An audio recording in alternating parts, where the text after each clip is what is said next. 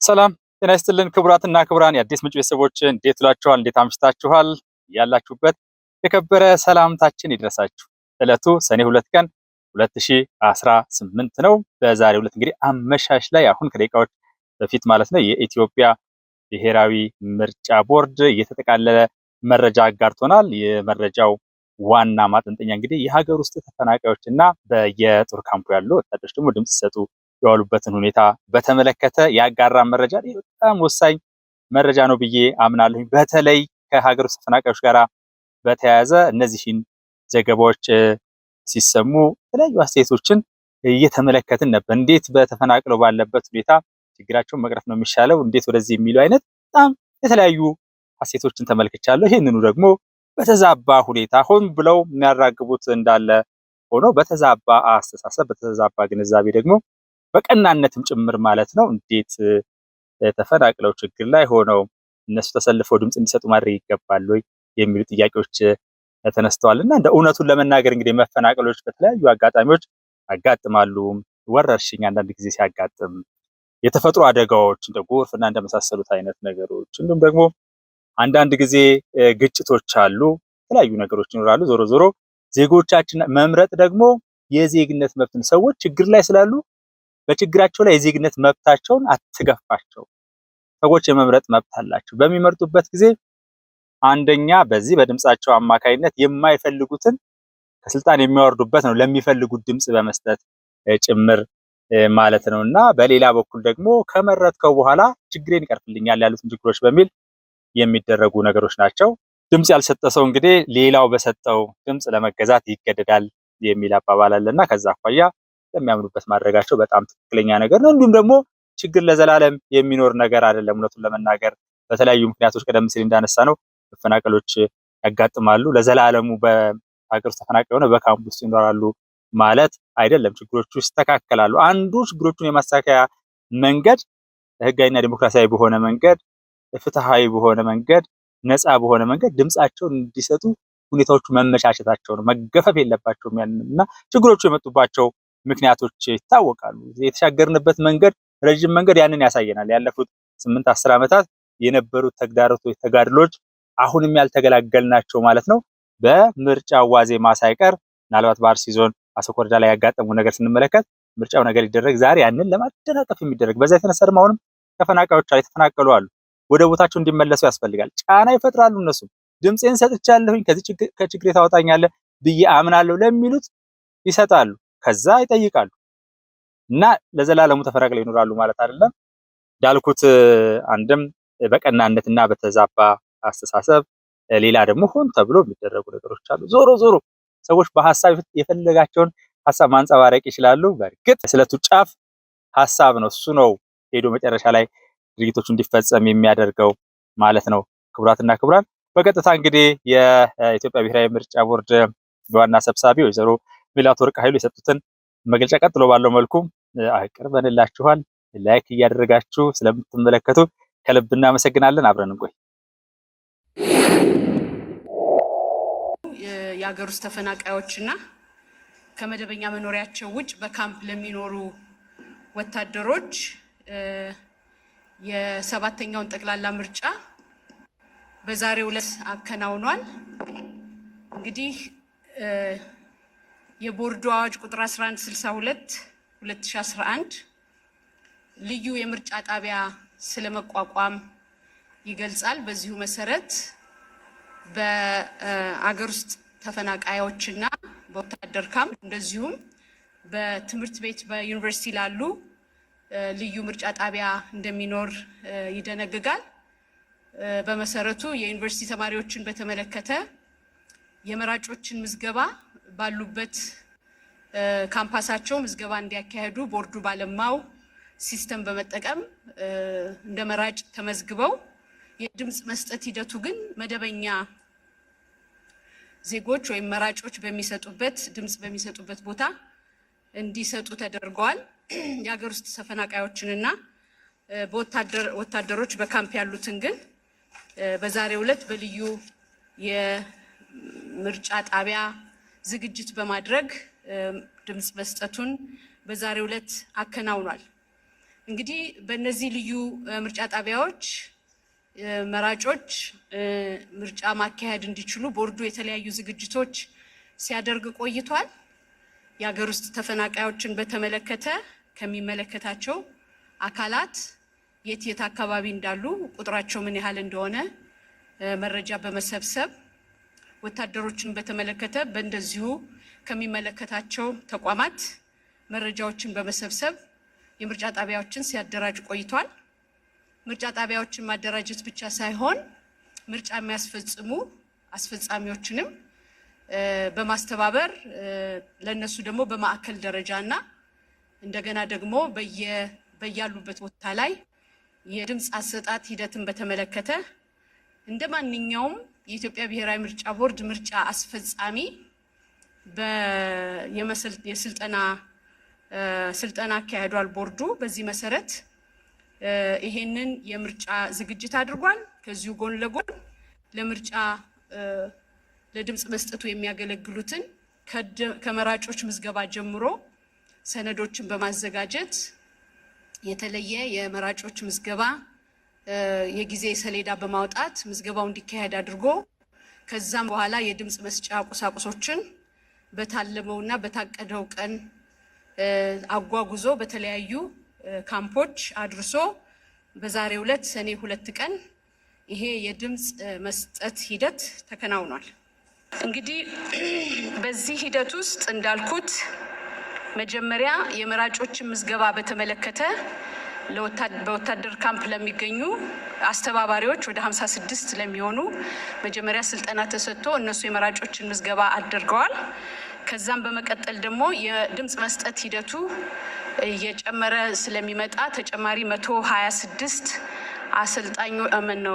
አስፈጻሚዎችንና አስተባባሪዎችን ተመሳሳይ ስልጠና በመስጠት እነዚህ አስተባባሪዎችና አስፈጻሚዎች ደግሞ ምርጫውን ለሚያስፈጽሙ 6630 ለሆኑ ምርጫ አስፈጻሚዎች ስልጠና እንዲሰጡ ተደርጓል።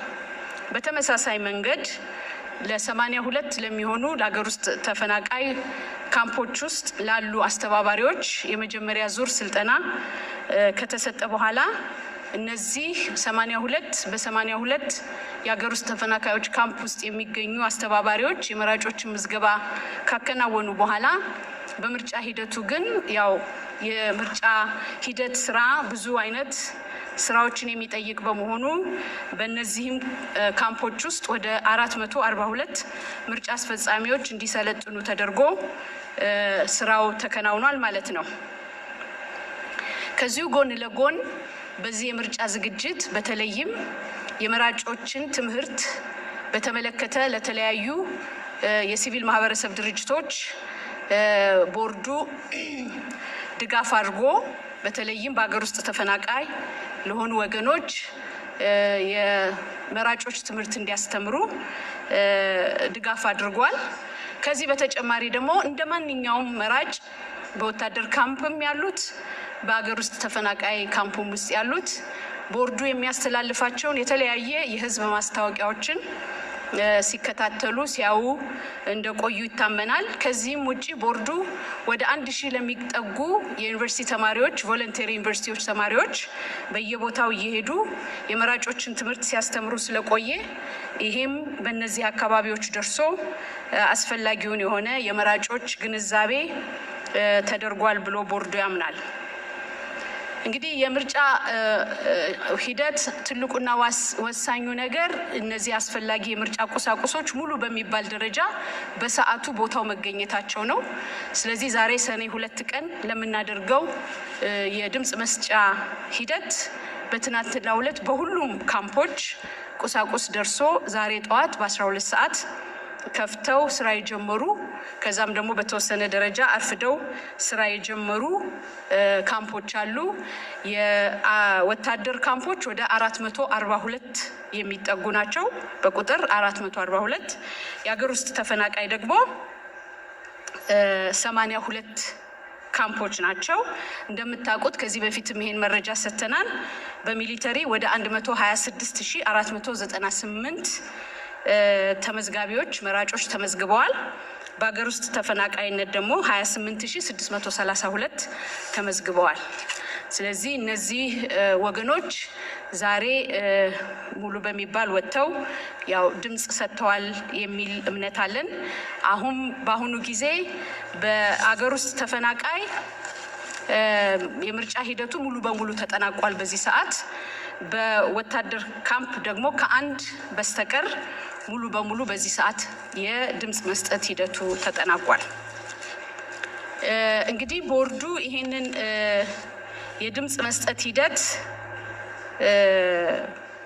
አስፈጻሚዎችን በማሰልጠን ቁሳቁሶችን በሚገባው ደረጃ ከማድረስ በተጨማሪ በተለይም በድምጽ መስጫ ቀን ድጋፍ የሚያስፈልጋቸው አስፈጻሚዎች ያንን ድጋፍ ማግኘት እንዲችሉ ቦርዱ ሁልጊዜ በሚጠቀምበት 7555 እና 6214 የተባሉ አጭር ቁጥር ባላቸው ስልኮች ድጋፍ ሲያደርግ ነበረ። በተለይም ለምሳሌ ከቁሳቁስ ጋር ይሄኛው እንዴት ነው የምንጠቀምበት የሚሉ ያጠቃቀምና ያፈጻጸም ጥያቄዎች ቀርቦለት ለቦርዱ አስፈጻሚዎች እዚህ ላሉት ያንን ድጋፍ በስልክ ሲሰጡ ቆይተዋል ማለት ነው። እንግዲህ ይሄንን ድምጽ ቆጠራ ከተከናወነ በኋላ የተቆጠረው ድምጽ ደግሞ ወደ ተዳምሮ ተጠቃሎ ወደ ማዕከሉ መጥቶ የመጨረሻው ስራው የሚጠናቀቅ ይሆናል ማለት ነው። እንግዲህ በዚህ ሂደት ውስጥ ያጋጠሙን አንዳንድ ጥያቄዎች ቅድም ለመጥቀስ እንደሞከርኩት የትኛውን ሰነድ በምን መንገድ መጠቀም እንዳለባቸው አንዳንድ ችግር የገጠማቸውን ወገኖች ድጋፍ ተደርጎላቸዋል። እንዴት እንደሚዳመር የጠየቁ ካምፖች ድጋፍ ተደርጎላቸዋል። በአጠቃላይ ካፈጻጸም አንጻር እንጂ ከዚህ ባለፈ የተለየ ችግር እንደገጠማቸው የደረሰን ሪፖርት የለም ማለት ነው። እንግዲህ ያው ይሄንን በተመለከተ ዛሬ ይሄንን ከዚህ በፊት ተደርጎ ያልነበረው በወታደር ካምፕ ነበረ። በሀገር ውስጥ ተፈናቃይ እንደምታውቁት በስድስተኛው ሀገራዊ ምርጫ በሰኔ 14 በተደረገው የሀገር ውስጥ ተፈናቃዮች ማድረግ ባይቻልም በቀሪና ድጋሚ ምርጫ ግን የሀገር ውስጥ ተፈናቃዮች የድምጽ መስጠት ማከናወን ችለዋል ማለት ነው። በአጠቃላይ እንግዲህ የዛሬውን ሂደት በተመለከተ ይሄንን ይመስላል። እንግዲህ ከዚህ ጎን ለጎን ባለፈው እነዚህ ከየምርጫ ክልሉ የመጡ ወይም በየምርጫ ክልሉ ተለጥፈዋል ወደ ማዕከል መጥተዋል የሚል አፕዴት ከዚህ በፊት ሰጥተን ነበረ። ያው የኢትዮጵያ ብሔራዊ ምርጫ ቦርድ በ501 የህዝብ ተወካዮች ምክር ቤት እና በ638 የክልል ምክር ቤቶች ነው ይህንን ምርጫ የሚያደርገው። በድምሩ 1139 ምርጫ ክልሎች ላይ ነው ይህንን የምናደርገው። በአሁኑ ጊዜ በሁሉም ምርጫ ክልሎች ከሁለት በስተቀር በሁሉም ምርጫ ክልሎች ውጤት ተለጥፏል። እንግዲህ ምርጫ ክልል ሀላባ 1 እና ቀብሪ በያህ የሚባሉ ምርጫ ክልሎች የውጤት ጨርሰው አዳምረው ጨርሰው ማለት ነው አለመለጠፋቸው ነው ያለን መረጃ።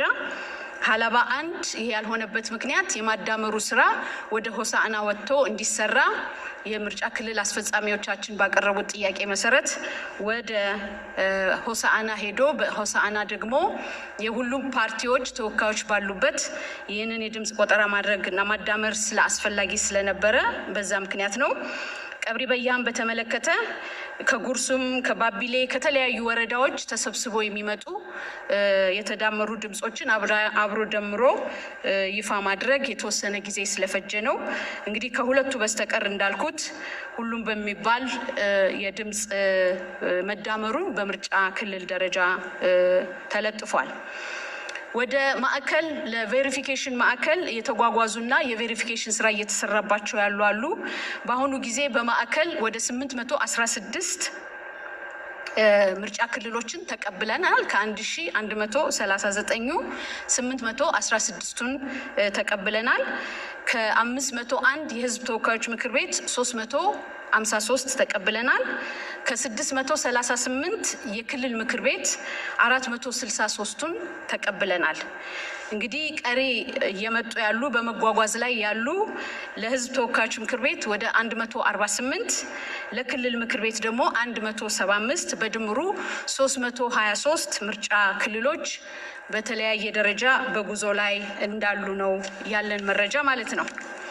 እንግዲህ ይህንን ካልኩ ዘንዳ ዛሬ ቦርዱ በተወሰነ ደረጃ እንደምታውቁት አዋጅ ቁጥር 1162 ቦርዱ ይፋ የሚያደርግበት ውጤትን ይፋ የሚያደርግበት ቀን ተቀምጧል። ነገር ግን ያንን ጊዜ ሚት ማድረግ ካልተቻለ ደግሞ ምን አይነት መፍትሄ አለ የሚል የመፍትሄ አቅጣጫ አስቀምጧል።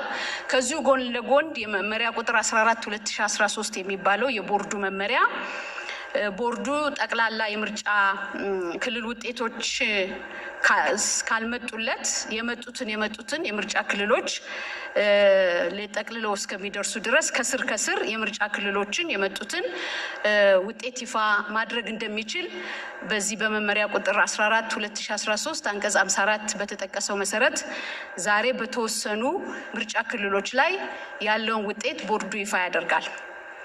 እንግዲህ እንደምታውቁት ይሄ የይፋ የማድረግ ሂደት የራሱ አሰራር አለው። ሁለት አይነት ምክር ቤት እንዳለ ሁላችንም እናውቃለን። ስለዚህ በዚህ መሰረት እንግዲህ ለህዝብ ተወካዮች ምክር ቤትና ለክልል ምክር ቤት የሚመጡ ውጤቶች እንዴት ይዳመራሉ፣ እንዴት ይሰራሉ፣ በጣም ቴክኒካል ነገር ነው። ባለፈውም እንደገለጽ ነው የቴክኒካል ቲም በየክልሉ በዴስክ ተደራጅቶ ውጤቱን ከየምርጫ ክልሎቹ ይዘው የሚመጡትን የምርጫ ክልል ኃላፊዎች ተቀብሎ መዝግቦ እነሱን ከዛ ወደ ቬሪፊኬሽን ክፍል ወስዶ በቬሪፊኬሽን ክፍል ደግሞ የሚደረጉ የማዳመር የሂሳብ ስሌት የማጣራት ስራ ይሰራል። ችግር ያለባቸው መገጣጠም ያልቻሉ የቁጥር ችግር ሲፈጥር ደግሞ ወደ ኦዲት ክፍል ተመርቶ በኦዲት ክፍል የማጣራት ስራ ይሰራል። ችግር የሌለባቸው ወደ ቦርዱ ለውሳኔ ይቀርባሉ። እነዛ ደግሞ ወደ ኦዲት የሄዱት በተመሳሳይ መንገድ አስፈላጊ ነው የሚባለው ማጣራት ተደርጎ ውሳኔ የሚሰጥባቸው ይሆናል። በአሁኑ ጊዜ እንግዲህ ያው ቅሬታ የቀረበባቸው ምርጫ ክልሎች ኤክስክሉድድ ተደርገው ከዛ ውጭ የሆኑት የማጣራት እና ቬሪፋይ የማድረግ ስራ እየተሰራ ይገኛል። እንግዲህ በዚህ የምርጫ ክልል ውጤት ቅጽ ላይ በግልጽ የተመለከተ ሁላችሁም ከዚህ በፊት እንደምታውቁት ክልሉ አለ፣ የክልሉ ስም አለ፣ የምርጫ ክልሉ ስም አለ። በዛ ምርጫ ክልል ውስጥ የሚገኙት የምርጫ ጣቢያዎች ብዛት አለ። የውጤት ላይ ያልተካተቱ ምርጫ ጣቢያዎች ካሉ በተለያየ ምክንያት እነሱ ይገለጻሉ። ከዛ በመከተል በምርጫ ክልሉ የተመዘገቡ ጠቅላላ የመራጮች ቁጥር ይገለጻል። በምርጫ ክልሉ ውስጥ የተቀበሉት ጠቅላላ የድምፅ መስጫ ወረቀት ያ ምርጫ ክልል የተቀበለው የድምፅ መስጫ ወረቀት ይገለጻል። መራጮች ድምፅ ሲሰጡ በመዝገቡ ላይ የፈረሟቸው ፊርማዎች ብዛትም ይቆጠራል። ያው እንግዲህ መራጭ ድምፅ ሲሰጥ ተመዝግቦ ነው የሚሰጠው። ስለዚህ እነዛ ፊርማዎችም ብዛታቸው ይቆጠራል። በዛ ምርጫ ክልል ውስጥ ጥቅም ላይ ያልዋሉ አጠቃላይ የድምፅ መስጫ ወረቀቶችም ብዛታቸው ይገለጻል። በምርጫ ክልሉ ውስጥ አጠቃላይ የተበላሹ የድምፅ መስጫ ወረቀቶች ብዛትም ይገለጻል። እንግዲህ የተበላሹ ማለት አንድ መራጭ ድምፅ ለመስጠት ቀርቦ ምልክት ሲያደርግ ከተበላሸበት ያ የተበላሸውን መልሶ ሌላ በምትክ ወስዶ ድምፅ መስጠት ስለሚችል እነዚህም አብረው ብዛታቸው ይቆጠራል። በምርጫ ክልል ውስጥ አጠቃላይ ከድምፅ መስጫ ሳጥን ውጭ ወድቀው የተገኙ ይቆጠራሉ። አንዳንድ ጊዜ መራጮች ድምፅ ይሰጡና የድምፅ መስጫ ሳጥን ውስጥ ከተት ነው ብለው ሳይገባ ሊወድቅ ይችላል። ወይም የድምፅ መስጫ ቡዝ ውስጥ ሆነው ሲመርጡ በድንገት ጥለውትም ሊሆን ይችላል። ስለዚህ በዚህ መንገድ ወድቀው የሚገኙትም ይመዘገባሉ። በምርጫ ክልል ውስጥ አጠቃላይ ዋጋ ያላቸው የድምፅ መስጫ ወረቀቶችም ይቆጠራሉ። ያው በነጩ ሳጥን ውስጥ የገቡት ወጥተው ተገልብጠው ሲቆጠሩ ዋጋ ያላቸው የድምፅ ወረቀቶችም ይቆጠራሉ። በምርጫ ክልል ውስጥ አጠቃላይ ዋጋ የሌላቸው የድምፅ መስጫ ወረቀቶች ብዛታቸውም ይሄ ኢንቫሊድ የሚባሉ ቦታዎች ማለት ነው። ለምሳሌ በህዝብ ተወካዮች ምክር ቤት አንድ ምርጫ ክልል ላይ አንድ እጩ ብቻ ነው ማለፍ የሚችለው። ነገር ግን ከአንድ እጩ በላይ ምልክት ካደረገ ያ ድምጽ መስጫ ኢንቫሊድ ይሆናል ማለት ነው። ስለዚህ እንደዚህ አይነቱ ዋጋ የሌላቸው የድምጽ መስጫ ወረቀቶች ናቸው። ሌላው ደግሞ ጊዜያዊ ድምጽ የሚባል በድምጽ መስጫ ሂደት አንድ መራጭ ልትመርጣት አይገባህም የሚል ጥያቄ ሲነሳ የምርጫ ጣቢያው ኃላፊ በጊዜያዊ ድምጽ እንዲሰጥ ሊፈቅድለት ስለሚችል ያ በጊዜያዊ የተሰጠ ድምጽ ታለ እሱም ደግሞ ለብቻው ታሽጎ ስለሚመጣ እንዲህ አይነትም ድምጽ ካለ አብሮ ይቆጠራል ማለት ነው። እንግዲህ ከዚህ በኋላ በዚህ ምርጫ ክልል የተወዳደሩት እጩዎች ይዘረዘራል። የፖለቲካ ፓርቲ ወክለው ከሆነ የፖለቲካ ፓርቲ ስማቸው ይጠቀሳል። የግል እጩዎች ከሆኑ የግል እጩዎች መሆናቸው ይጠቀሳል። እያንዳንዳቸው ያገኙት ድምጽ ይመዘገባል። ከዛ በኋላ ደግሞ ከነዚህ መካከል ያው ለሕዝብ ተወካዮች ምክር ቤት አንድ ሰው ስለሆነ የሚያልፈው ከፍተኛ ከነዚህ ተወዳዳሪዎች ውስጥ ከፍተኛ ድምጽ ያገኘው የከፍተኛ ድምጽ ያገኘ እጩ ተብሎ ይመዘገባል ማለት ነው። እንግዲህ ይሄን በተመለከተ የሕዝብ ተወካዮች ምክር ቤት በዚህ መንገድ የሚሰራ ይሆናል። በተመሳሳይ መልኩ የክልል ምክር ቤት ለየት የሚያደርገውን ብቻ ነው የምናገረው ጊዜ ላለመፍጀት። በተመሳሳይ የክልሉ ስም ይኖራል፣ የምርጫ ክልሉ ስም ይኖራል። በዛ ምርጫ ክልል የክልል ምክር ቤት ስለሆነ ከክልል ክልል የምክር ቤት መቀመጫቸው ስለሚለያይ የምክር ቤቱ ወይም የክልሉ መቀመጫ ብዛት ምን ያህል ነው የሚለው በዝርዝር መገለጽ አለበት። አንዱ ቦታ ላይ 5 ሊሆን ይችላል፣ አንዳንዱ ቦታ ላይ 17 ሊሆን ይችላል፣ አንድ ቦታ ላይ 20 ሊሆን ይችላል። ከዛ ውጭ ግን ለሕዝብ ተወካዮች ምክር ቤት የምንጠቀምባቸውን መለኪያዎች በሙሉ ከ1 እስከ 9 የተመለከቱት በዚህኛውም በክልል ምክር ቤት የሚጠቀስ ይሆናል። በተመሳሳይ መልኩ እነዚህ ለክልል ምክር ቤት የተወዳደሩ እጩዎች ስማቸው ይዘረዘራል። የፖለቲካ ፓርቲም እጩዎች ከሆኑ ይሄው ይመለከታል። የግል እጩዎችም ከሆነ ይሄው ይጠቀሳል። እነሱ ደግሞ ያገኙት ውጤት አብሮ ይቀመጣል ማለት ነው። ስለዚህ እንደ ምክር ቤቱ መቀመጫ ብዛት የምክር ቤቱ መቀመጫ 3 ከሆነ የመጀመሪያ 3 ከፍተኛ ድምጽ ያገኙት ያልፋሉ። የምክር ቤቱ መቀመጫ 10 ከሆነ የመጀመሪያ ከፍተኛ ድምጽ የመጡት 10ዎቹ ያልፋሉ። በዚህ መንገድ እየተዳመረ ይወጣል ማለት ነው። ይህንን መሰረት አድርጎ እንግዲህ ዝርዝር የሆነ የእያንዳንዱ እጩ ውጤት ይገለጻል ማለት ነው። እንግዲህ ይህንን መሰረት በማድረግ ዛሬ ቦርዱ ይፋ የሚያደርጋቸው የተወሰኑ ምርጫ ክልሎች አሉ። እነሱን የምርጫ ክልሎች እንግዲህ የስራ ባልደረባዬ መታ የምታቀርብ ይሆናል ማለት ነው።